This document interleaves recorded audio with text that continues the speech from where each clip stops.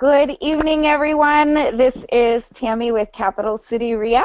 Welcome, welcome. We are so excited that you guys are here on this very cool, crisp fall evening. And this is another Tuesdays with Tammy, also known as an evening with an expert. And let me tell you, we have two absolutely extraordinary experts on the call with us this evening. And this is going to be a live interview. I hope that all of you can see me and you can see our two special guest presenters. And I want to thank you so much from the bottom of my heart for you guys taking the time away from your life, from your family, from your work, from whatever it is that you are doing to be here with us. It truly means a lot to us.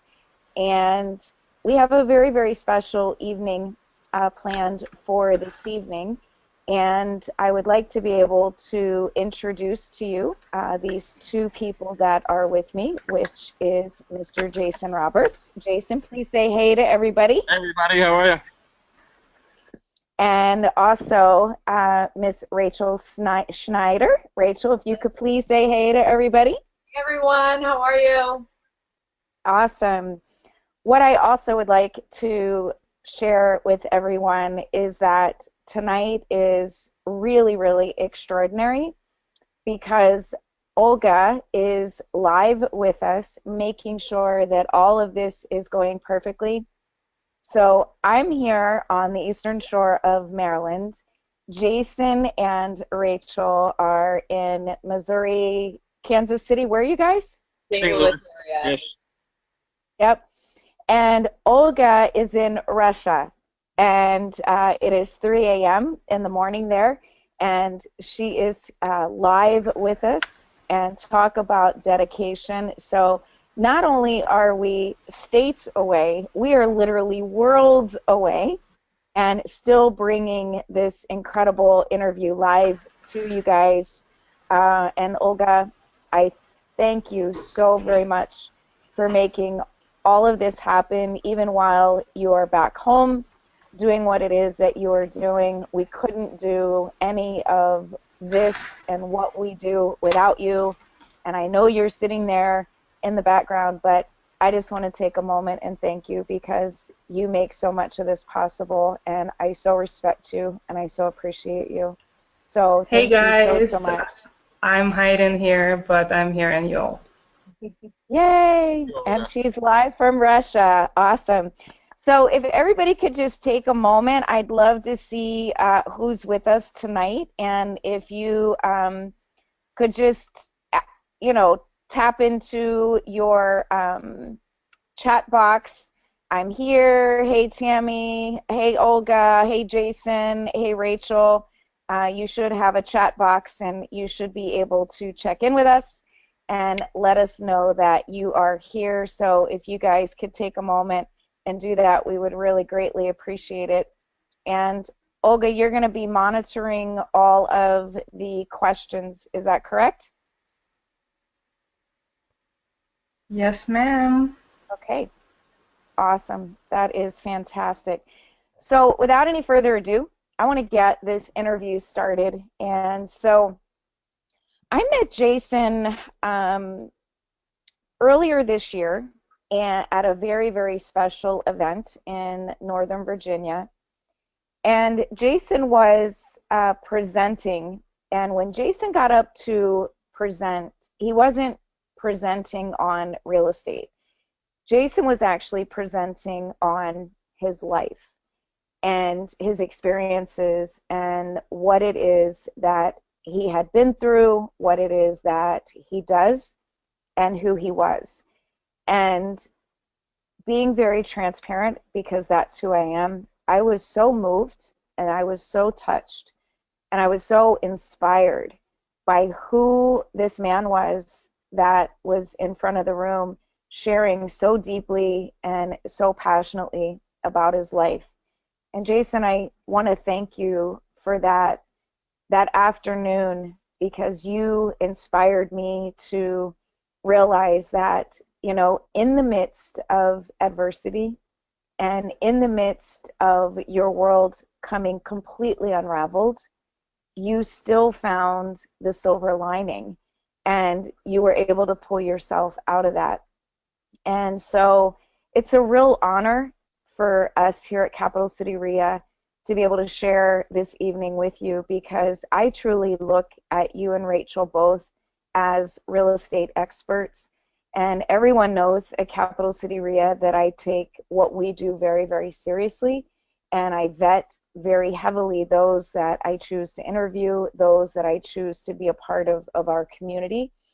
And so I wish I could also pull it up on the screen, but I just want to share, Jason, I haven't had the opportunity to tell you or Rachel. I just got back from Atlanta really late last night, where I got this absolutely incredible award where I was named 2017 Commercial Real Estate Investor of the Year. Wow. And congratulations. So thank you.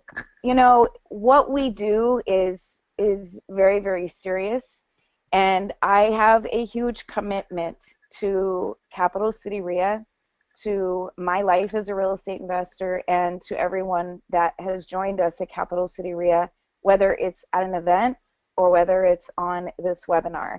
And so it is a real honor to me to be able to share this evening with you and to be transparent, because you and I have talked about, you know, the realness of what you do. You guys run a very successful REIA also in the Midwest. And you and I talked about how your REIA and Capital City REIA is heart-based, and how serious we take that compared to what is going on out there in the industry. And so it really means a lot to me to know that I have two incredible like-minded investors on this interview with me tonight, but that you guys you're real, and that you're out in the field, you're doing real estate yourself. And I just wanted to share a little bit about Jason and Rachel, that you know, you guys have been on the cutting edge of what is going on in real estate, not only now, but from what I understand, your whole entire career. And having gone from owning your mortgage company, which you started at a very young age, and I don't want to steal your thunder because I want you to be able to share with everybody, you know, a little bit about who you guys are and what you do. You obviously went through the market crash and the rise to incredible success, both in business and financial. And then you also lost everything. And to see where you guys have come back to, and the lives that you touch and the difference that you make, and getting out there and realizing, just like I did, that what used to work, you know, 20 years ago, 10 years ago, 5 years ago, even 2 years ago, isn't necessarily what works today for the real estate investor of today.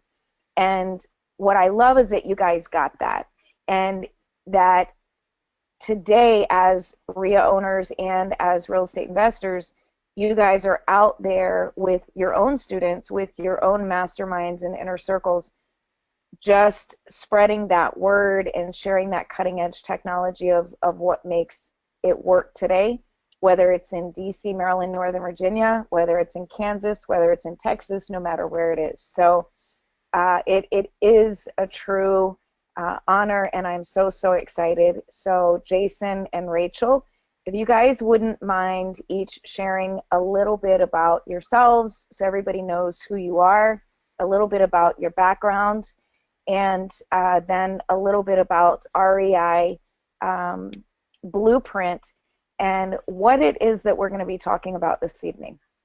Sure. Rachel, you want to go or you want me to start? Go ahead. All right. So first of all, thank you, Tammy. Seriously, the honor and the blessing is ours, really. I was talking to Rachel earlier, and ever since we've met you and kind of had more of a relationship, sometimes I think we feel like we're on an island, and Rachel and I do business with a lot of different people, and we speak in some other places, and it's very rarely that we come across, it's sad to say this, but it's very rarely that we come across someone who is so focused on doing the right thing and giving as much as they possibly can and giving from their heart and really providing value and benefit and not worried about money, not worried about any of those things that so many people just get so caught up in. And not that money's a bad thing, but your heart has been in the right place since the second I met you, since we were standing outside talking that day, and I didn't even know you were thinking about, you know, it was the first time we met, and we were standing outside talking, and I still remember that day very clearly that, Yep. wow, this is somebody we can hang with. This is somebody who shares values like us and shares morals like us and shares beliefs and dreams like us. So thank you. Seriously, the honor is ours. So thank you very much. I appreciate that. So Jason, would you just take a little bit of time to set the stage here? This is live, and when you shared your story with me, I was literally just blown away. You know, I know you've done extraordinary things. I know you're doing extraordinary things now. But how did you get started in real estate? Where did you get your start? Why real estate?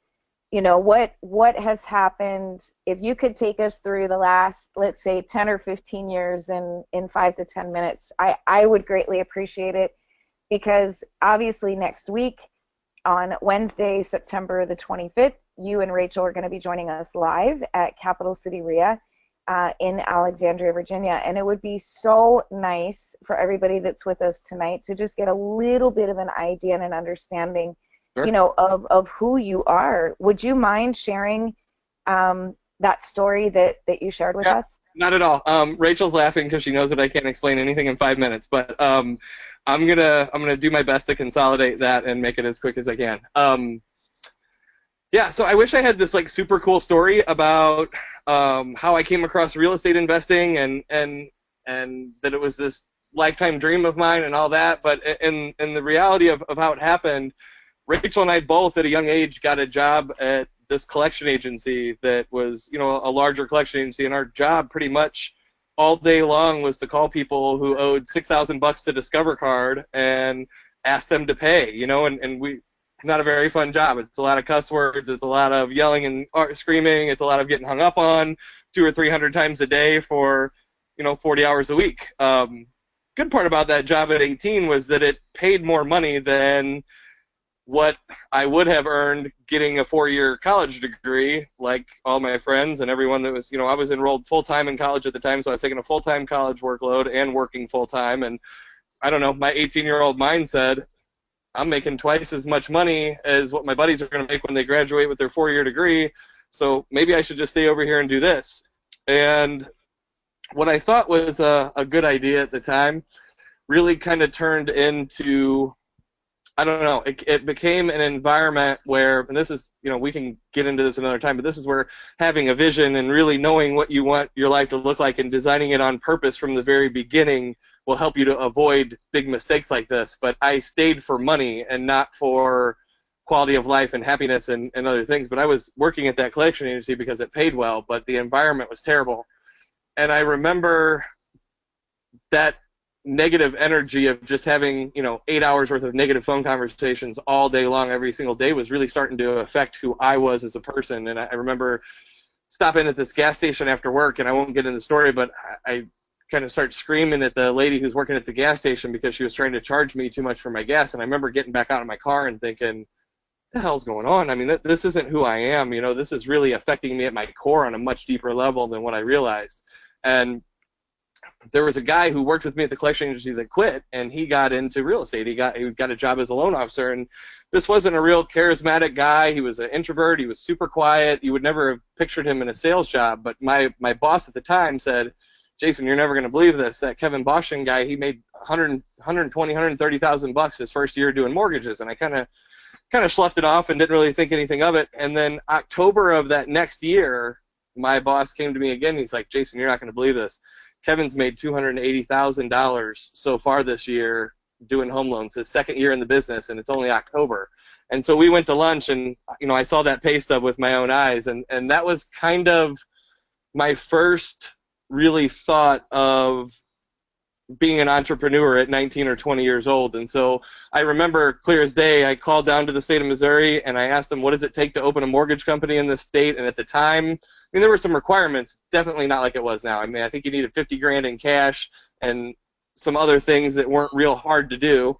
Yeah, bond and some other things. And within a year, you know, Rachel and I had the paperwork filled out. We had the 50 grand saved up. And at 21 years old, we opened up shop, kind of on an accident, but that's the way that it went. And you know, looking back on it now, I would have done it a million different ways probably. And I remember our very first day being self-employed, we had spent so much time focusing on how to open the business and what it took to open it.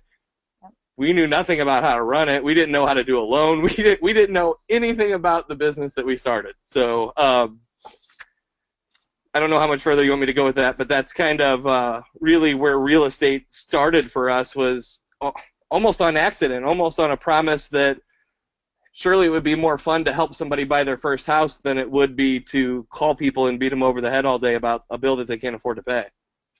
But you saw the possibility. You saw that the opportunity existed. You saw the checks. Yes. You even though you didn't know the how, you knew the why, and you knew it was possible. And so you guys got into this business not knowing what you're doing. And Jason and Rachel, you guys both know how many investors get into this business and they don't know all of the how. And they oftentimes can paralyze themselves with so much fear, worrying about, you know, well, I'll do real estate when X happens, or I'll do this when this happens. And then 2 years someday goes when I by, have more time. 3 years goes by. Yeah, someday, you know, when I have more time, I'll do this, or, oh, this person's so lucky, you know, they just got a lucky break on a really good deal. And what I want everyone to understand is that you and Rachel are absolutely no different, you know, than anybody else. So you saw this opportunity. You didn't know what you were doing, but you trusted and you believed in that higher power and that in the spirit universe. And you didn't even know how to do a loan, but within how many years were you guys in the millions? And what were the numbers at the height of doing loans? Where were you guys at? I would say somewhere in the neighborhood of 12 to 15 million a year annual is where we got to with that time. And you know, we were across the $1 million a year mark probably our first full calendar year in the business. And I'm glad you brought that up, because I think that while mechanics are so important, and we're going to teach what I think right now are the most current, best mechanics for really finding deals and making real estate work, 80% of it's psychological. And we went into that knowing that we went into that knowing that we were going to succeed. We were going to figure it out. We were going to make it work no matter what. And we burned our boats. You know, I mean, that we quit our jobs. There was no husband or wife working. There was no savings. You know, part of that's because we were 18 and probably a little more fearless. But when you look at the core of why it really worked, that's a big part of it. You know, I think a lot of people that are working $100,000 a year IT job that don't want to work 70 hours a week anymore. They want to be home with their family. They want to be with their kids. But good is the enemy of great, right? I mean, things are good enough. And I exactly what you said. I would just really encourage people, like, the time's never going to come. The time's now. I mean, the time is when you decide to make time for it. And the day you make that decision is the day that your life really changes. Right. Well, and you touched on something so important, that people get stuck on the details and what do I do? Where do I start? What's the next step after that? And we're worried about step 50 and we haven't even figured out where the data's coming from. You know, we haven't even made the first step yet, which is exactly why we created this, because that is the thing that we just saw a major need for, was giving people a blueprint of exactly what steps you take and then you can believe in it. You know, if you know what you're supposed to do, we'll walk you through the rest of it, the mindset of it, and show you that all of that is possible. I think people get hung up on that details, and sometimes there's not a resource to find out what those details are. Well, and you're absolutely right, Rachel. And I don't want to get too far ahead because this story, you know, is so powerful. But you know, when I started, you know, 20 years ago, I mean, I will never forget. I can close my eyes as if it were just yesterday when I was sitting in Connecticut in a room of 300 investors. I didn't know what the language was. I didn't know what they were talking about. I kind of just like sat there taking notes. But it was that same thing. Like I was like, I want this, and I don't know how to do this.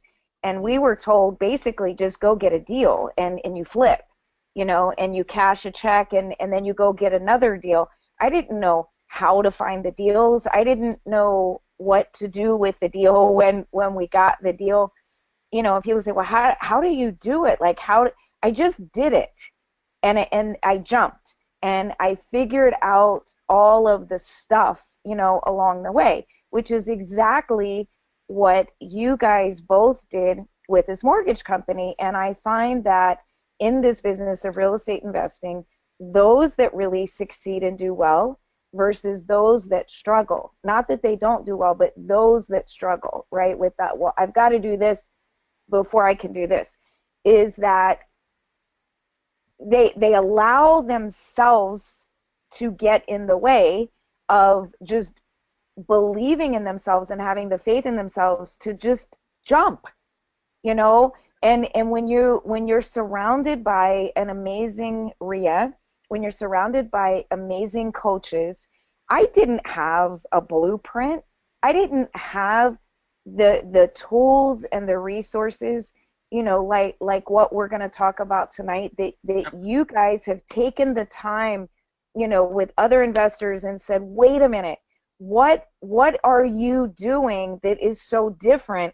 Why are you getting 100 deals done or 100,000 a year, you know, in gross cash flow that you didn't have a year ago? And you guys have taken the time to study what other very, very successful real estate investors are literally doing today. And that's what I can't wait to get into.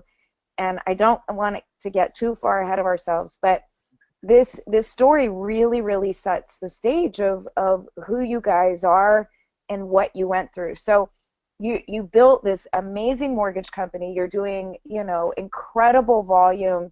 You're doing millions of dollars. You both are getting big houses and, you know, really beautiful vehicles, and you're taking really great trips and doing all of those materialistic big things that everybody talks about, and you're living this really great life. What happened? What happened?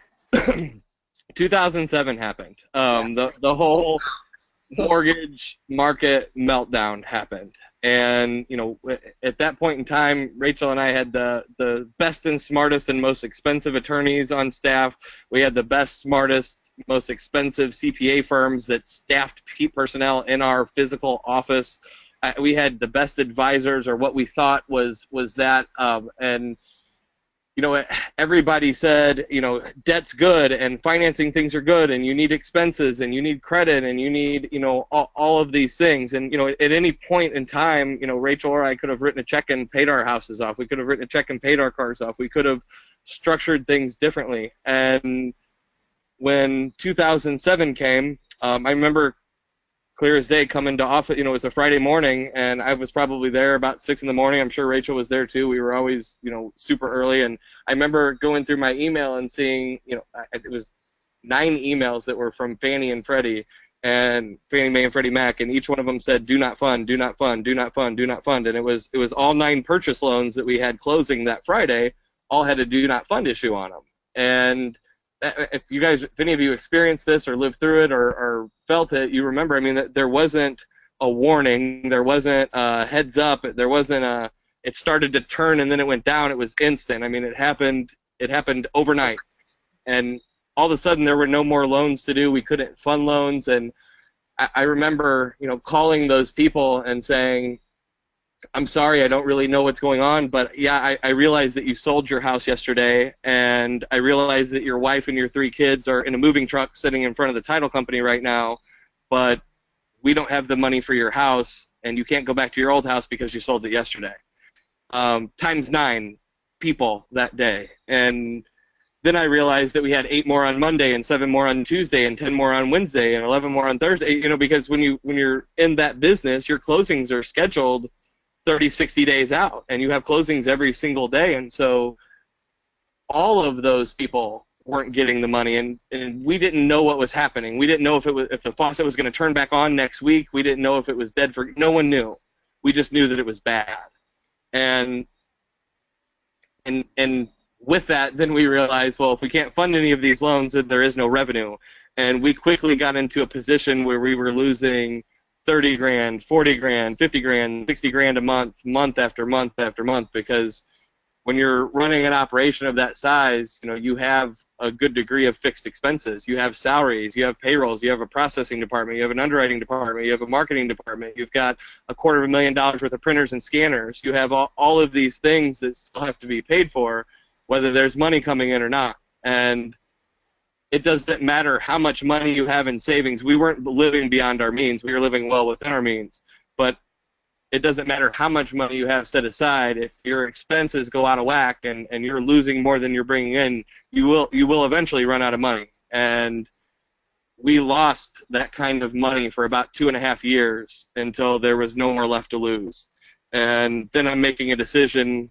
We've only got $3,500 left in the checking account. Do I pay my own mortgage, or do I pay the rent at the office? And I chose to pay the rent instead of my own mortgage. And you see people with short sales that live in their houses for 3 or 4 years without payments. I was 120 days, bam, on the street. I mean, it was that quick. I remember my car getting repossessed, my SUV getting repossessed right in front of the office where we all worked, and it was raining, and I'm carrying in a black trash bag with all my stuff in it in the rain, and everybody, and we had office space in this big 3-story bank building, and everybody's watching. It was just, it was a very negative time, a very humiliating time, a very humbling time, a very depressing time.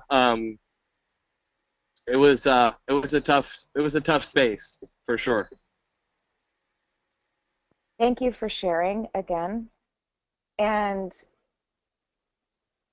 what I love the most in that moment is that you both cannot get any lower, right? It was like me being in trauma and them taking my house. I can't walk, and you have a choice, and you have a choice to either be a victim of what is happening to you, or for the circumstances to be a victim of you.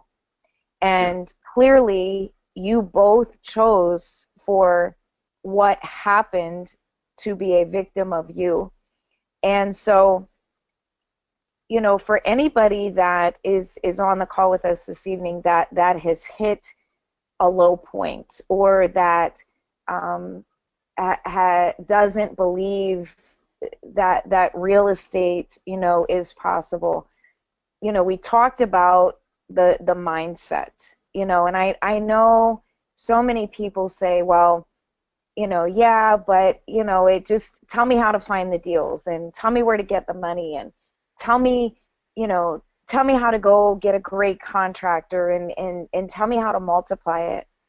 And Jason, Rachel, you guys please jump in, because this is so very important right here, and we talked about it very early on, and this is where Capital City REIA differs. It's where I differ. I know it's where your REIA differs, is that we focus first on the person, the personal growth, and the mindset, and then secondarily we focus on the business. And what I know for a fact now is that your internals are a direct reflection of your externals. I know that for a fact. And so when you are not coming from a good place, and I'm not saying we all have to be perfect, but when you are not coming from a good place, when your mind is not in a good place, then everything that we do on the external is going to suffer. And when people say, well, how have you and Jim done, what you've done with regard to real estate, and, how are people that finding these deals? They have put themselves into that mindset that, they, just like it says here, I'm unmessable with, and failure is not an option. It's a choice. It's a choice that we make. So here you guys are, having made millions, living an incredible lifestyle. You totally hit the bottom. What was it that made you get up? I mean, why not just go into a 9-to-5 job so you had a guaranteed stable paycheck every Friday and health insurance? Why did you go to real estate investing yet again versus the comfort and the stability of corporate America or a 9-to-5 job, or even the government for that matter? It's a great question. I know for me that I don't know that I've ever been asked that either. I've been asked the forward part, but not the question of why didn't I go back into corporate America. I'd say we're not. Go ahead. No, you go ahead. I was going to say, I think most of it is we always knew that wasn't the lifestyle for us. I mean, when we worked in that mortgage company, we weren't living the life that we live today. We were slaves to that business a lot of the time to get it to where it was. And it was okay because it was for us. We were not okay ever going and doing that for someone else. And I think at the core of it is we weren't ready to give up, and we're not quitters. And we knew that we still had that mindset, although we'd been knocked down, I think we still had that mindset that there was light at the end of the tunnel, and it was going to be, because we had these grand dreams of this unbelievable, incredible life that this was going to provide. You hear you work, and then eventually you retire and you have all these wonderful things, and that's what we were shooting for. And I don't think we were willing to give up on that. So it was just a matter of now we have to put all of that into something else. And we knew that real estate is a vehicle to, the wealthiest people are involved in real estate. So we knew that it was there. It just couldn't be the type of real estate that we were doing because everything had crashed. That was kind of my take, that we weren't quitters, and we still believed in the dream. We still knew it was there. We just knew we had to find a different way to get there. Right. And so I'm going to ask you guys another question, because I really would love to get either both of you or either of your take on this. So you guys both know, especially having been in mortgage and being the successful investors that you are, that real estate is cyclical, and that just like everything in life, just like our economy, everything is in a cycle. And we had, the Great Depression 80 years ago. Fast forward 80 years, we had the Great Recession. We have, new age cycles. We have demographic cycles. All of these different cycles are occurring constantly in our life. There are markets that are emerging. There are markets that are declining. There are markets that are stabilized, all simultaneously in our country, globally and internationally. Olga's in Russia. She and I were talking earlier this morning, for me, and this afternoon for her, about, all of her real estate investments in Russia, and what real estate is like, in Russia. So real estate is global.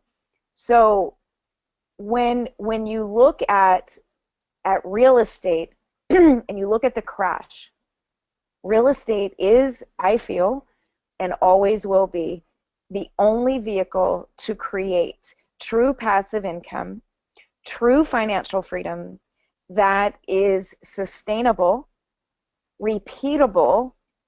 So wash, rinse, repeat.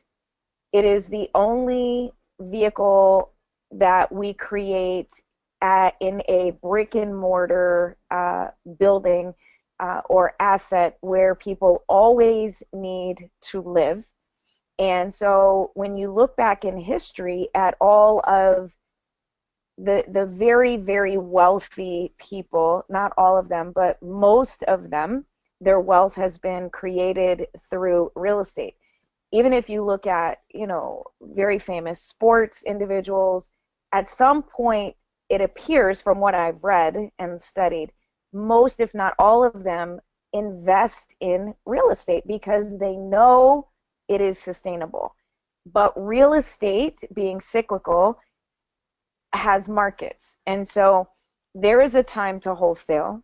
There is a time to short sale. There is a time to flip. There is a time to rehab. There is a time, to buy and hold.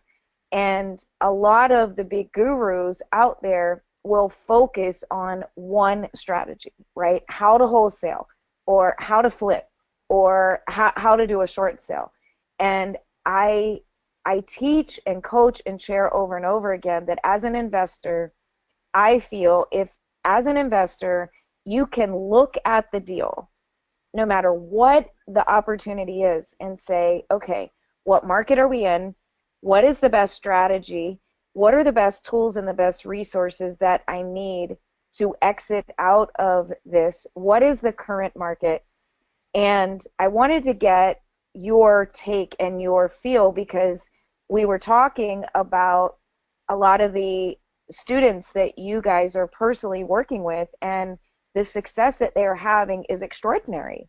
And why is it so extraordinary? Like, what are they doing different? Is it that you guys are in a different market in Missouri?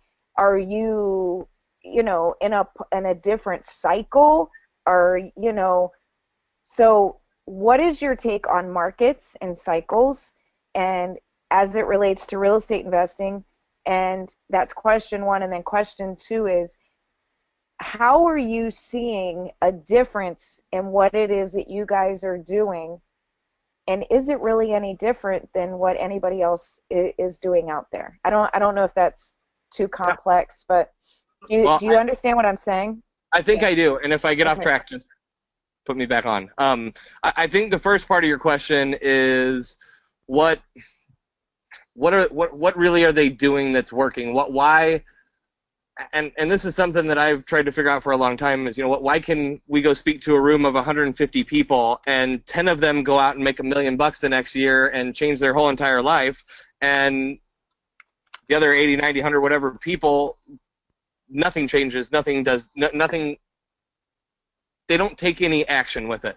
And so I guess part of that question is, when you're in business, you constantly have to be innovating, you constantly have to be changing, you constantly have to be adapting to exactly what you said, to market conditions, to things that are changing, to things that are going differently. And one of the things that I've noticed, and I've spent a six-figure sum of money on coaching and training and seminars and boot camps, and some of them have been the absolute best money that I've ever spent, priceless, and some of it I felt like, oh my gosh, I made a huge mistake. So I get it. But my point is that knowing what's working and being able to see what's working and being able to innovate and being able to change with the market when it changes, I think for me, our students that are having the most success right now are using strategies that are working right now.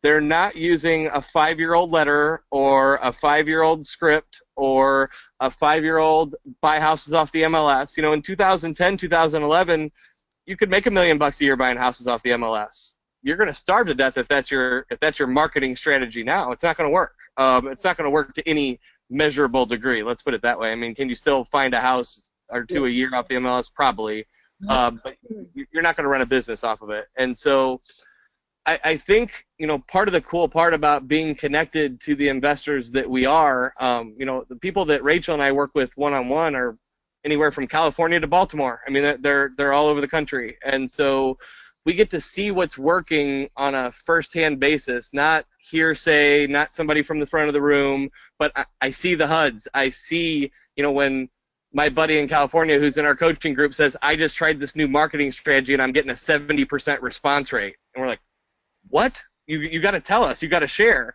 And we've worked hard to surround ourselves with people who are like you, Tammy, who are like us, who are givers, who have a abundance mentality, not a scarcity mentality. And when somebody latches onto something that starts working really well, we have direct access to that. And I never really recognized the value of that before until I was in the middle of it, because if not, we just have to rely on kind of guessing, kind of taking a shot and seeing if something works. And I'll tell you, for me, duplicating something that's already successful is significantly easier than recreating it on your own.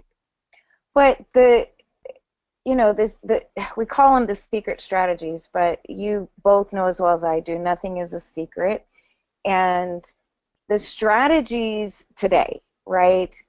Everybody's always looking for that shiny object, that squirrel, and they're grabbing at that in an effort, to make it work. And the strategies, and that's why I was talking about market, because the strategies today are working today, and it doesn't mean that they're going to work 5 years from now, or that they didn't work 5 years 5 years ago. It's what is working today, because It's what our market is dictating today, and that's why they're getting the HUD ones that you're seeing. It's why they're having the response rate that they're having. So Rachel, what are you seeing? What are you feeling is the correlation between where our real estate market is today? Because I keep hearing inventory is the lowest that it's ever been. And I keep hearing that, we're going to downturn again, but it's not going to be as bad. So, of course, there's all these rumors running around of what's going to happen and speculation in first quarter 2018, et cetera, et cetera. Right. What are you seeing strategically and strategy-wise? What is a few of these strategies? I mean, what is so secret, or what are they doing, that you guys are seeing that is so different and so unique? Or is it not different and unique? Well, what's working today? Yeah, I think it's a little bit of both. Like you said, we all know there's no big secret to some of this, but it's tweaking things in a way that's keeping up with where things are today. Some of the actual, investing strategies themselves, I mean, we've heard of probates, and we've heard of pre-foreclosure, and, different things like that, but the way that you're reaching out to them, first and foremost, I think in real estate investing is always, being able to identify that they have a need to sell. And our strategies, you are directly targeting people that 100% have got a need to be able to sell that property. But secondly is, we go out to a restaurant and you look around, and what is everyone on constantly all the time? Their cell phones. They don't leave home without it. And so why aren't we, and what are they on? They're on social media all the time. Why isn't that incorporated in some of these strategies, and then a way to contact these homeowners? Get them where people don't check their mail that much anymore. The bills don't come in the mail anymore. They come online, or everyone's got auto pay. So a lot of time mail comes in the house and it goes right in the trash can. So if that's my only way of making contact with a homeowner, I have reduced the opportunity. And that's what marketing is all about, is creating opportunity for you to get in touch with someone. You've dramatically reduced those numbers if that is your only avenue. So Jason and I are huge believers in lead exhaustion, and we're going to show you all of the trending top ways to make contact with someone. Everybody's on Facebook. People are putting, they're taking pictures of what they ate for dinner tonight. That's going to go up on Facebook. If I send them a message through Facebook, I've got a very high chance of getting in contact with them. And that's all I'm looking for, is the opportunity to connect with them. And so this lead exhaustion is what we're going to teach you for every single strategy that we've got, and really show you these different unique ways to create opportunities to get in front of these homeowners. So when you say lead exhaustion, I've not heard of that before. So I know we had a little bit of a technology glitch, you know, in being transparent, and for whatever reason my computer is acting up, and we had a couple case studies, real life stories of, you know, what individuals that you guys know that are working with REI Blueprint and what they're doing. Would you mind sharing, you know, could we take one specific couple or female or male that you guys are working with, and what are they doing right now today that we could share with everybody on you know, that's with us live, that could be a wow factor or a takeaway or something that they could tweak a little bit differently, you know, and take action on tomorrow. Yep. What is it? I know there's a lot of them, and we're going to be talking about them live on Wednesday at the REIA event, but could we share tonight? Do you guys mind? I mean, could you take a couple of that and share? Yeah, absolutely. I will tell you just right off the bat, you know, when Rachel mentioned the lead exhaustion part, and you will see this when we come Wednesday, that it's, I think so many people, so many real estate investors, they've been taught for so long that you just, everybody says, you know, it's just direct mail. You just mail a letter and wait for the phone to ring. And what we've learned in being self-employed for 17 years is that will work and it will get you average results. But if you study any of the most brilliant marketers in the world, the top 1% of 1% of income earners in the world, you know, Apple isn't just doing TV commercials to sell their products. They're sending emails. They're on social media. They are everywhere. They're everywhere. Why are we as real estate investors just being one-dimensional with a letter? And so, you know, when Rachel and I decided to do short sales, that was our investing strategy in 2011, coming off of being completely wiped out. We had never done an investing deal ever before in our whole entire lives. And we went, you know, we got this manual and we did exactly what it said to do, but it was kind of just send the letter. And I remember Rachel and I sitting down and saying, we don't have time to just send letters. We're broke. I'm homeless. We need money now. So how else can we reach these people besides just mailing a letter and waiting for the phone to ring? And so we hit them through social media. We'd call and leave a voicemail. We put a door hanger on their, you know, we hit them from 6. We're already paying for the lead. Why not hit them from 6 or 7 avenues instead of 1? And in a market like St. Louis, where my mentor had already taught the entire investor base how to do short sales, everyone in St. Louis was doing short sales at the time. Right, Rachel and I flipped over 100 houses our very first year doing this. We grossed right at $3.6 million in profits, and we did that because of exactly what she said. We like guerrilla marketed the lead. You know, if you read there's a book by Joe Girard about guerrilla marketing, and he was the #1 Guinness Books of World Records salesman for cars, and he talks about reaching people from different forms of communication, and I think that's what we really focused on. So, like, for example, Jonathan and Erica, I think you've probably met them by now, Tammy. They've been coaching students of Rachel and I's for, I don't know, probably 4 years now. But when we first came to them, they had never done anything real estate ever before in their whole entire life. Jonathan was working a 70-hour-a-week job selling sunrooms for Patriot, and Erica was a dental hygienist, yeah. Yeah, Erica was a dental hygienist, and they were talking about having a baby, and I remember Jonathan looking me right in the eyes and saying, Jason, I don't want to have a 70-hour-a-week job that requires me to work on the weekends and work till 7 or 8 o'clock at night and try to be a dad too. Like, he heard the story, he got the message, you know, and he's like, I want to figure out how to make this real estate investing thing work. And so Rachel and I worked with him on a couple of different strategies that we're going to share more in depth on Wednesday, but one of them was this bandit signs on wheels, where it's a take on the traditional bandit sign that just goes out into a yard. But what if we had a full-blown system to get these bandit signs on the back of cars and have a whole fleet of them driving all over with the bandit sign that would normally, you know, you put it out on a Friday and you have to go pick it up on a Sunday, or you put it out and the city calls you and fines you for putting it in the wrong place or whatever. What if you could avoid all of that and have 10 times as many bandit signs out there working and making you money and calling? And I think the very first deal that Jonathan and Erica did came off of that bandit sign. Rachel, you helped them do that deal, so you know it better than me, but I think they made 30 or 40 grand on that first deal. And then a couple of months later, they did another one for 30 or 40 grand. And over the course of about a year and a half, they paid off their house. They paid off both of their 30 to 40,000-ish cars. They paid off their credit cards. And within a year and a half, they had built $800,000 in equity in properties. They had a Okay, 6,000.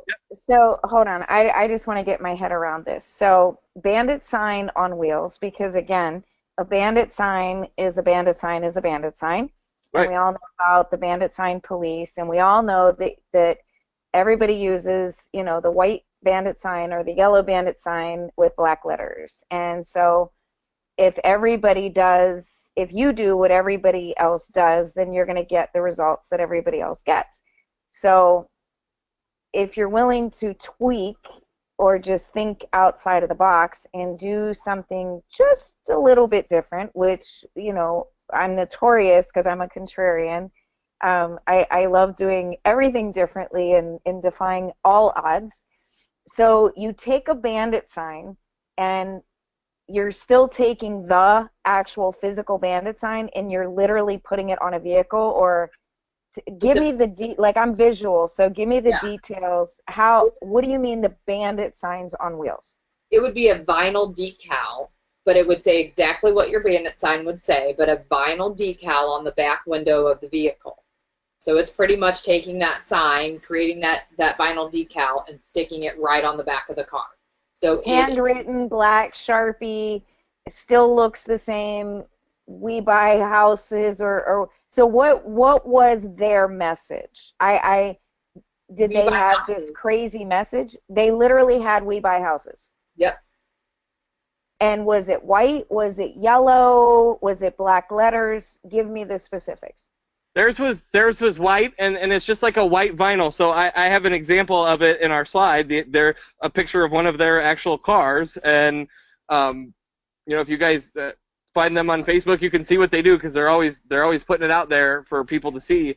But the thought behind it kind of was, you know, what if there was a system? What if there was a way to find people that were willing to allow you to put these stickers on the car and come up with a way to compensate them for when a deal comes in, and the whole infrastructure behind that.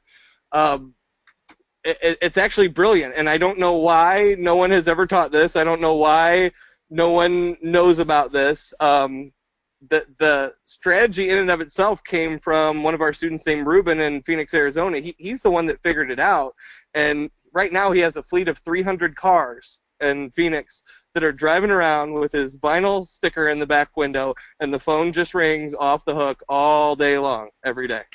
It's nuts. He has a fleet of 300 vehicles with one sticker on the back window. Yep. 300 plus cars on the street, yes. With his message. With his sticker, his phone number, yes, ma'am. It's crazy.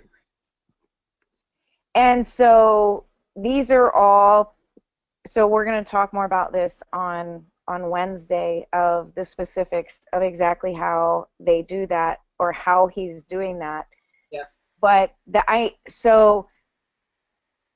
don't want to take away too much time tonight, because that's one crazy strategy that is completely outside of the box.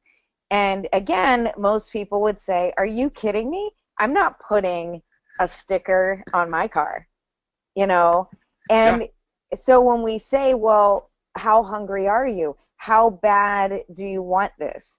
You know, are you willing to do what other investors aren't willing to do? Are you going to be like everybody else, getting the same results that everybody else is getting, you know, fighting and vying for those same types of leads? Or are you willing to talk a different talk and walk a different walk and think outside the box and do things a little bit differently? That's very, very cool.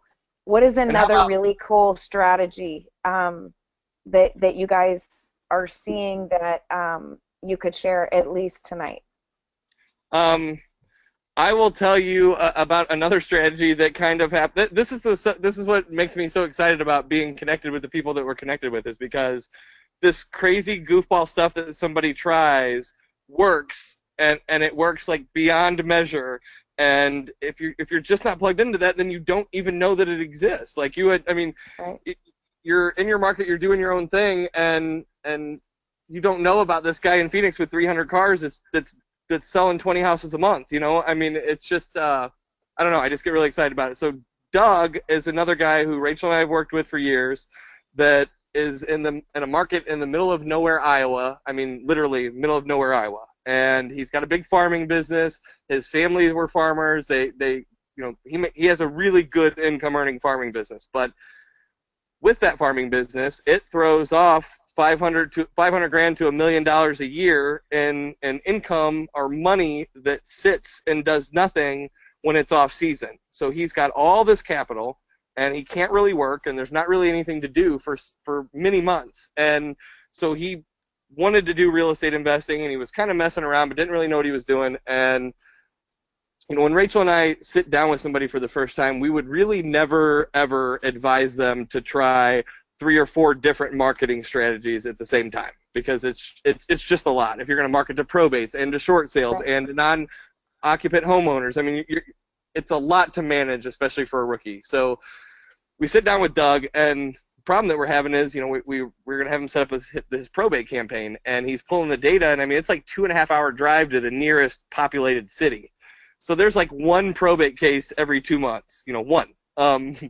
We're mailing We're mailing 300 a month in St. Louis in a little market. You know, he's finding 1. And so then we look at short sales, and there's maybe 1 foreclosure every 2 or 3 weeks, you know, and I've got 10 a day here in St. Louis. And so we've got him doing 5 different strategies because there's no data, and he's a guy who wants to close. Yes, there's cornfields. There's plenty of corn, no real estate deals. And so we've got him doing 5 different strategies, and it's working. He's closing 2 or 3 deals a month pretty consistently. But Doug is a guy who wants to close 10 deals a month. And I get that's not for everybody. It's not for me anymore. But it was for him. And so we're banging our heads on the wall like, well, what do we do besides, you know, expand into a different market? What else do we do? And I remember clear as day, I was on a coaching call with Doug, and he was driving home, and he's like, you know what, man? He's like, I'm just going to stop in and talk to the bank, you know, where I have a business line of credit at, and just see what they have on their books. You know, maybe they got something. And I was like, yeah, probably not, but let me know how that goes, you know, when we ended the call and whatever. And so about 30, 45 minutes later, he calls me, and you can tell he's so excited, and he's like, you're never going to believe this, Jason. You're never going to believe it. He's like, they've got 8 houses right now that they want to sell me. And I'm like, okay, well, settle down, bud, because they're probably on the MLS, and they probably have been, you know, they want too much money. I was kind of Debbie Downer in him, and I'm not really that guy, you know, but I just wanted to kind of prepare him for reality. And he's like, well, I don't know. I'm going to look when I get home. He calls me back when he gets home. He said, there's not a single one of these on the MLS. Why do they have 8 properties that they want to ditch that are not on the MLS? And he ended up buying 4 of them. And then he flew to St. Louis, and Rachel and I and him sat down and said, okay, this is nuts. Maybe it was random occurrence, or maybe this actually really works. But let's figure out how can we take what you kind of did on accident and put it on steroids to blow it up. How can we make it to where you can have 50 banks reaching out to you, all with properties to sell, or maybe not all of them, but a handful of them with properties to sell, and really take this and turn it into a duplicatable strategy, not just walking into the bank on accident and see what they have. And Doug bought 72 houses in the first 24 months doing this strategy. No way. In the middle of nowhere, Iowa. So Jason, now I know from my short sale days, because I was turning, 150 plus short sales back before the buzzword was even a buzzword, back before 2007 and 8. I was doing a lot of short sales. I know there is an inventory that a lot of people don't know about that is with the banks. So you're saying still today, that there is, even with all the REOs all the inventory that's being released, all of the short sales, all of the cycle that we've been running for 10 years now with, foreclosures and short sales. You're saying that still today there is inventory with the banks that they're willing to release. Yeah, so let me tell you this. I guess it's been 4 or 5 months ago. I gave a presentation to a group in Colorado on a Wednesday night, and they asked me to come back and do an all-day Saturday, workshop. And Wednesday night, I went to dinner with a gentleman that was there in the audience, and he had never done real estate investing before, and he's like, man, that local bank thing really, rung with me. I want to talk to you more about that. So he took me to dinner, and I just shared with him for about 45 minutes some of the way to set that up, some of the things to say, some of the ways to communicate with the bank so that they'll respond to you. And in that Saturday workshop, 4 days later, he brought 3 executed contracts on 3 properties that he had written on and that the bank had accepted his offer on in between Wednesday and Saturday. See you later. But I want to set the record straight. This is not Bank of America. This is not Wells Fargo. This is not BB&T. This is not PNC. This is not big bank. This, you are talking local community bank, correct? Yes, ma'am. Okay. So we're going to talk a lot more about that because I know there's a lot more details and things that are really important. Absolutely. When it comes to working with banks. So now I'm getting really excited. So Rachel, I'm going to ask you to share one more strategy that is just different, that you guys have tweaked, that you're doing differently. Would you mind? No, not at all, not at all. And the one I really wanted to say isn't necessarily different, but I see, everywhere that we go speak, no investors are really ever doing it because they completely discount it. But the investors that do it, they're always the ones that when I say, who's in here closing 5 deals a month, they've got their hands up. And so, I'll give you 2, but to give you the one that's always my favorite, and this is for people that sometimes when you're starting out, you don't have a lot of money. That's something we hear a lot of, and I can't send out a lot of marketing. Postage is expensive, after a little while, and outbound calls are always underestimated. And that little tweak right there is a game changer in your business, I promise you. Every single time we say, who's closing more than 2 deals a month, who's closing more than 3 deals a month, and then we say, who's making outbound calls in their business, those same hands are up. For some reason, we think we can just send a letter, sit on our hands, and we wait for the phone to ring. And that's unfortunately not how this works. That'll get you a deal here and there, but if you really want to be out there and you want to be different from the rest, exactly what you said, you've got to do something different than what everyone else is doing. And for some people, it's an uncomfortable thing to do, so they just don't do it, and they completely leave it out of their business. They're not really sure, how do I find these numbers for these homeowners? And so there's a term, skip tracing, which is where, this is something from our collection days that we learned. It is where you take a person's name and you find their current address, you find a phone number, you find a relative, you find a neighbor, you find some way to get yourself in touch with them, and you get on the phone and you have a conversation and create that opportunity. And that's something that we've created scripts to make it easier to have that conversation, because I know people are like, if I get them on the phone, what do I say? This is exactly what you say. But that is one way that I see people really just completely leave out of their business, and it brings in the highest amount of deals from that one right there.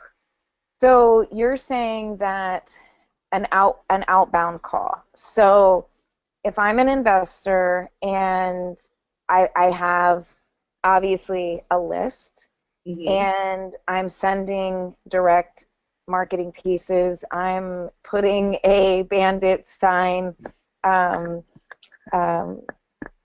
label sticker on the back of my car. Yep. And I love these. These are such, very, very cool ideas, and obviously it is these very cool ideas that work. So when you say an outbound call, I mean, how you make it sound so easy to, get a phone number and just pick up the phone and call. But if you've never done that, or you're not comfortable, you're, more introverted and maybe not as comfortable being on the phone, then obviously a script is really great. But how do you even get the phone number? I Okay. mean, how do you come up with the phone number of a motivated seller? Yeah, there are a lot of different companies out there that will give you the phone number, and you get what you pay for in a lot of situations. But I have students here in St. Louis, Missouri. I have students in California that are using something as simple as I think it's the premier version of White Pages. Regular old whitepages.com, which is what Jason and I always use, but everyone's got cell phone now, so it's a little bit different. But the premier version of that they are finding phone numbers and being able to get on the phone with sellers.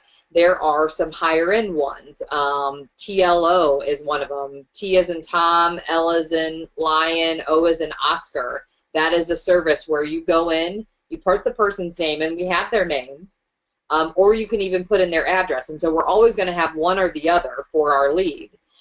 Put that information in there, and it will really spit you out everything it has. It will, if there's an alternate address for them, if there is, a phone number, 2 phone numbers, anything that has Mom's phone number, their brother's phone number, yeah. Yes, all of that information will be there. And like I said, you get more information from those that cost a little bit more, but TLO is $100 a month. We're not talking about, $300 and $400. It is a reasonable price when you're running a real estate business to be able to pay for something that yields you such a high return. But if finances are, a concern, that premier paid version of White Pages, you can pay for so many searches. So I think you can get like 10 searches for $10. We're not talking about a lot of money here. And so you just simply take the information that you've already pulled from your data and plug it in and get the phone number right back at you. So if we go back to the days when I literally had no money doing this business as a single mom, I would go to the courthouse and I would pull, Liz Pendas. I would, drive for dollars, cruise for cash, and pull up, neighborhoods. We didn't have, internet back then, so I literally would take maps. It was called Streets and Maps, and I would write down the addresses and then go online to pull up the public records, and I would create an Excel spreadsheet of, 10 or 20 streets. And obviously going into public record, you can get the address and or the person's name. So you're saying you can go into White Pages, which I know about White Pages, but I didn't know there was a premier subscription to White Pages. And what does that cost? I believe that you can I think that you can do your first 10 searches for like $10. I'll find out what that exact number is, but it is so minimal. It is such a low amount of money, and it is per search. So if you have, 100 and you're like, well, I only have, I only want to look at 50 of them, you can only look, spend for that 50. It's a very minimal amount of money, and I think it is like $1 a search, but I'll find out exactly what that number is. And you would simply and you're getting the phone, like the phone number. Is it the cell phone number or is it a landline? Probably a cell phone number to the direct seller. Yes. Or the motivated seller. Absolutely. And just like for any of you that are familiar with skip tracing or, any kind of, it's really just, digging, really, any type of digging, there's no guarantee 100% that this is the right number for them still. People change their cell phone numbers, but if you put in 50, you're going to have, I'd say 20 good numbers, that actually go to that person that, it allows you to be able to make that call and create that opportunity. Wow. So I know that making cold calls is not the most pleasant thing to do, but I also know that you can have fun with it. Yes. So what have you guys done differently, or what are you doing a little differently to see these results that you're seeing, that these investors are just getting such high, returns on these phone calls? What's different about making the phone call? So let me share something really quick that I just think is also super cool that I just thought about as you were kind of talking. So Rachel and I have a coaching student named Spencer. He's in Seattle, Washington, and he works for corporate Starbucks. So he's pretty high up. He's like in charge of China. He probably works 60 plus hours a week, and he's trying to get this real estate investing business going on the side. And number one, he's kind of a more introverted guy, so he's like, I don't really want to make all these phone calls, number one, because I'm kind of uncomfortable. And number two, I don't even have time to make all these phone calls. So how can we set this up? How can we? But he also understands the importance that they still have to be made. Like somebody still has to reach out to these people. So there's this company that will allow me to make a quick message that says, hey, this is Jason Roberts. I saw that your house is coming up for a foreclosure sale here in the next couple of weeks, and I just wanted to reach out to you and see what I could do to help. If there's anything at all I could do, please give me a call. Simple, short message.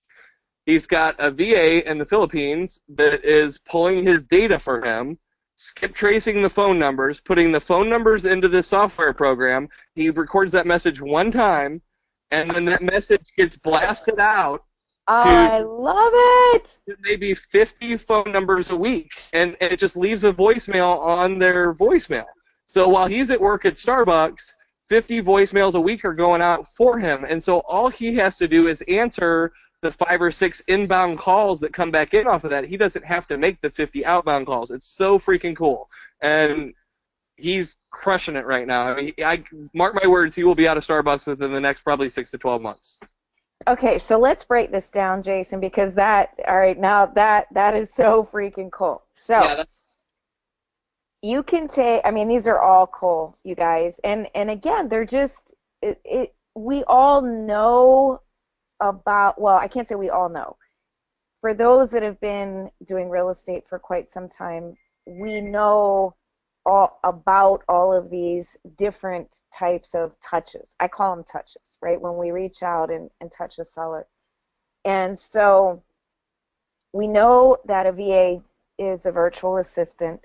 We know that we can hire a virtual assistant for, a very, very low hourly wage compared to the United States, and they're very grateful.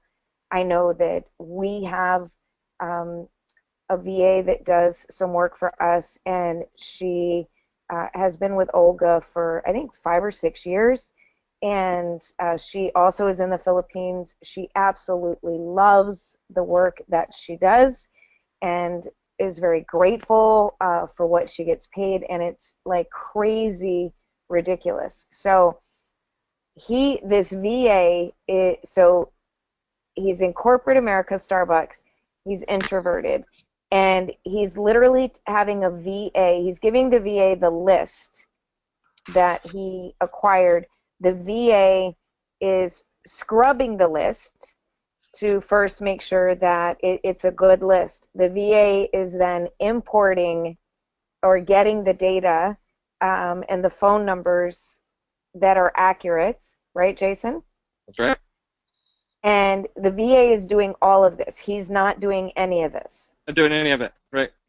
And then the VA takes the phone numbers and imports them or puts them into this app or whatever the software is. Yep. And then turns around, and the VA is sending this pre-recorded, happy, short little message that is his voice, that is Spencer's voice. And all Spencer is doing is taking the phone calls on the back end, which is very critical. So he's doing the follow-up. That's right. That's right. So one of the really cool softwares that I've heard of, I've not tried it yet, but I've heard, and it sounds like it might be something similar to this, is Slydial. Yep. Slydial, Slydial. Exactly what it is. And so I don't know if that's the technology that Spencer's using, but there are so many little cool tweaks, and I know it's coming up on 9:20, and I want to start winding down, but what I think is so cool, and I'm sure you both could agree that we could probably go on till 4 o'clock in the morning with all these crazy fun little tweaks that you can implement. And the only thing that is truly different, Jason and Rachel, is those that are willing to take action, those that are willing to be silly and put a "We Buy Houses" bandit sign decal on their Lexus or their BMW or their Toyota Corolla with 250,000 miles on it, because they realize the financial freedom that they could get from it. I will never forget one bright orange door hanger that netted us 60,000 on a rehab in Rockville, Maryland. So, on Wednesday, you guys are flying in, which I am super, super excited about. And Capital City REIA will be hosting its monthly REIA meeting at the Hampton Inn, which is 5821 Richmond Highway in Alexandria, Virginia. And we're super, super excited to have you both there. And obviously, we're going to have more time to be able to unleash even more of these, secret strategies, if you would, that investors are using to create just crazy, sick residual passive income and profits in their business. And then you guys are also going to come back the first part of December, I think that first Saturday in December, to spend an entire day with us, being able to go very, very deep into multiple strategies of what it is that you guys have done differently, that you are doing differently. And so it is so exciting to get a little bird's eye view, a little sneak peek into the things that you guys are doing differently, because I knew you weren't reinventing the wheel, because you're smarter than that, because it doesn't make sense to reinvent a wheel that has already been invented and it works really well. So I knew you had to be doing something just very subtle to what was already working in the industry, but yet making just massive, profound differences in the rates of return and in the success that everybody is creating that is working with REI Blueprint. So we are super, super, super excited. So make sure you go to meetup.com and check out the Capital City REIA page, and make sure you get registered for Wednesday night, September 20th. Listen to me, September 25th. I'm still a month behind. For October 25th, next Wednesday. Actually, it's the 26th. Look at me. I am like not the right day, and I'm not the right date. So it's next Wednesday, October the 26th. And please go to meetup.com. Check out the Capital City REIA page. That's where you want to get registered. And that is where we will continue this conversation with Jason and with Rachel live. But before we go, I've got to pull one more. I got to get just one more really cool, fun nugget, tweak, different thing that you're doing or one of your students is doing for everybody to take away with them. Would you guys share just one more? All right, I'll give you one more. Okay.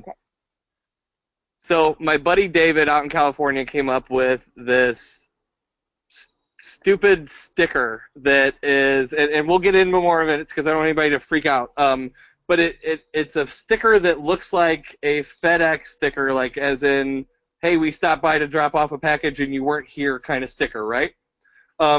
So, by the way, he closed 246 short sale deals last year with that sticker. 246 in a year. Hold on. Wait. He closed Closed 246. 246 deals. Jason, that's almost, I'm sorry, one a day. Yeah, it is, and he's in California, so there's a lot more people. And I don't think I can close 246 of them here in St. Louis, but I saw them with my own eyes, and he's got a whole team built. It's freaking nuts. And I've known this guy for 15 years. Real deal. So he thinks this. Go ahead. Sorry. I guess I'm speechless. 246 closed transactions in a year. Like you said, I don't know if I ever want to do that many, but 20 a month. Yeah, that's insane. So on Wednesday, do you actually have the sticker? I mean, can you show, or can you bring the sticker with you on Wednesday so we can show it to everyone? Just remind me. I know it's in my 8-hour presentation on the Saturday workshop day, just because we can get into more details with more time. But just don't let me forget. I'll pull it up and show everybody. Okay, and it's literally, what size is the sticker? I mean, is it like an 8x11, like the size of an envelope, or what size is this sticker? I'll get you the exact size, but it looks, you know what I'm talking about, like when UPS comes to your house and you're not home, and they leave the little sticker on your front door that says, "Sorry, we missed you." Yes. Holy, you're talking. Hold on. I got a piece of paper right here. Yeah, you're like talking. Yes, ma'am. You're talking this size right here. Right around that size. Yep. This little size piece of paper that he created a sticker from, he puts it on a sticky note on their front door, and he's closed 246 deals. Absolutely. Saw it with my own eyes. No way. And to make it more funny, guy Matt Hedstrom that's in our coaching group that is in Wisconsin in a completely different market, it took that idea and changed it up a little bit and made it, in my opinion, even a little bit better. And he closed one deal last month for $93,000, a short sale deal that he never even touched. He brought the check to our retreat that we just had. I saw it with my own eyes. And he's been averaging in a 50 to 80 grand a month range consistently, month after month after month, using the strategy. So it's and he's in, where is he at in Wisconsin? I mean, it's not a huge area. In Kenosha, which is so small, right outside. Yeah, super small area. Okay, so on Wednesday, as we're winding down here, what can I expect? What can, I mean, I know what I can expect from you guys because I know the quality of who you are. But what can the members, the community of Capital City REIA expect from you on Wednesday when they walk away? What can they expect to take away with them on Wednesday evening? I think a couple things. I'll make it simple. I think you're going to walk away that night. I know you're going to walk away that night with 4 or 5 totally new strategies that you've never heard before, that you've never seen before, that are absolutely implementable with what we're going to teach you, that you can put into place and make work right now to start making your phone ring and actually have sellers to talk to, and also leave with the motivation to actually make it happen. Because here's the deal. I can teach you all the mechanics in the world. I can give you a blueprint that can make you as much money as you want to make in real estate investing, but if you never take it off your freaking shelf and use it, then it's worthless, right? I mean, Rachel and I always share, people say knowledge is power, and I think that's such a crap statement, and I don't mean it in a negative way. I just mean that knowledge plus action equals power. Knowledge by itself doesn't do us anything unless we put it into action. So I want to, Rachel and I want to give you the tools that you can use to change your life, but also the mental state in which that you need to operate from to make it happen. Absolutely. So I know tonight we've already talked about the outbound calls. We've already talked about this crazy little sticker, which I can't wait to see. We've talked about the VA and taking the list, right, and getting the premier version of whitepages.com. We have also talked about, what your other guy has done. I think it was Arizona with the We Buy Houses that he's putting on the back of his car.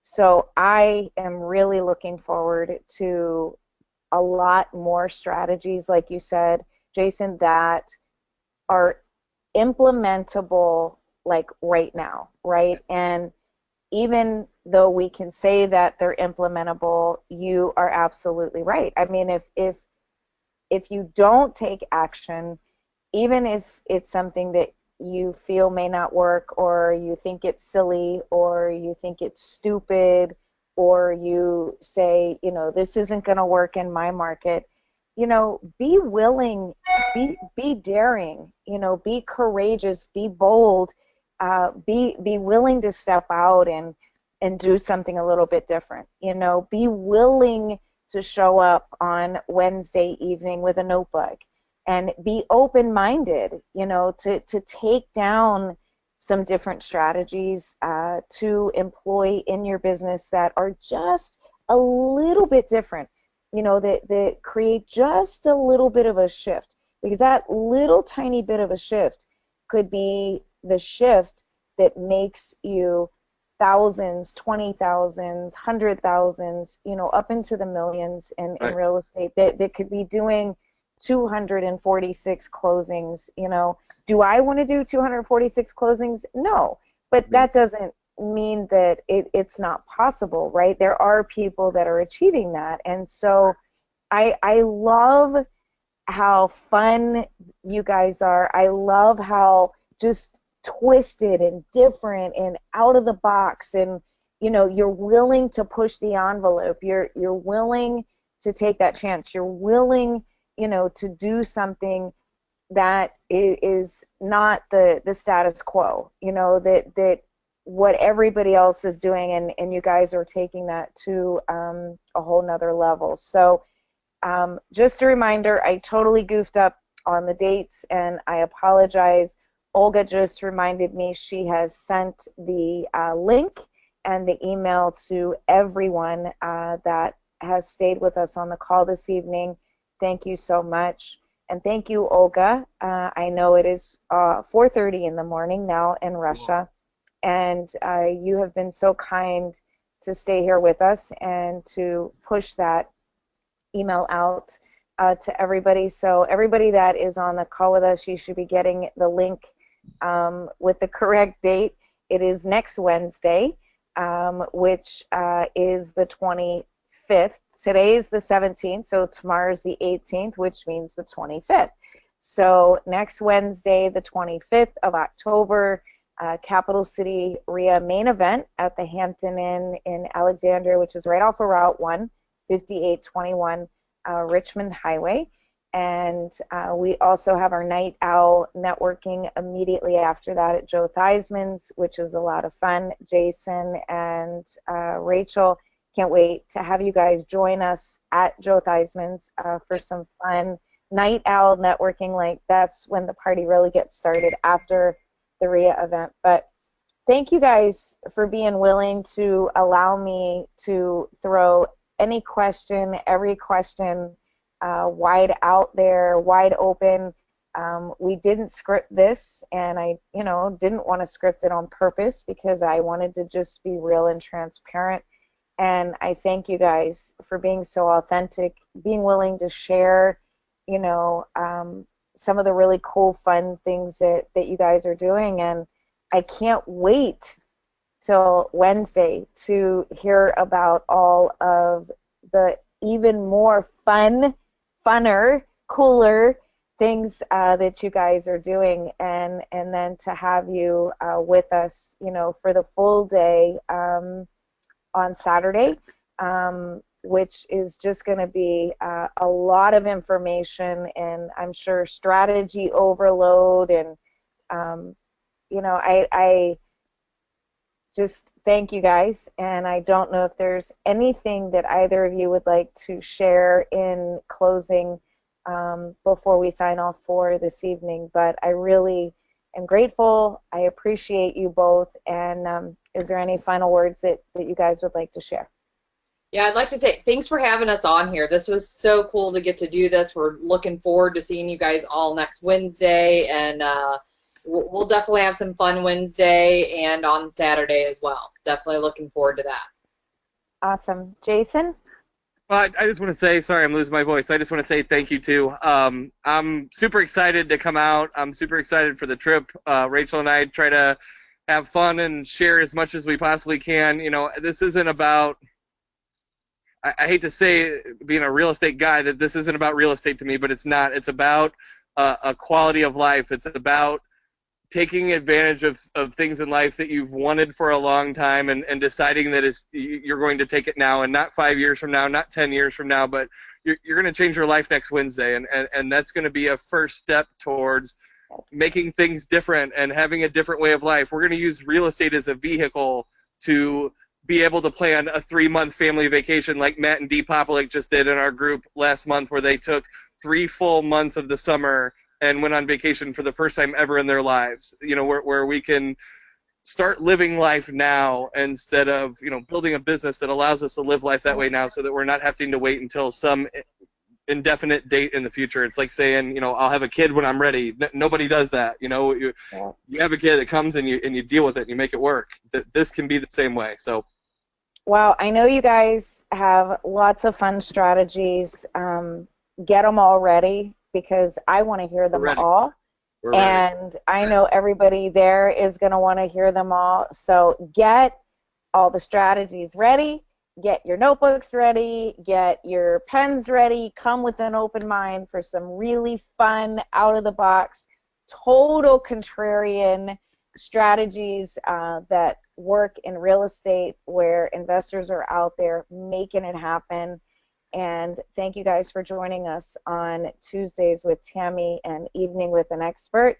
As always, it is an honor and it is a true pleasure to spend the evening with you. Here is to your extreme success.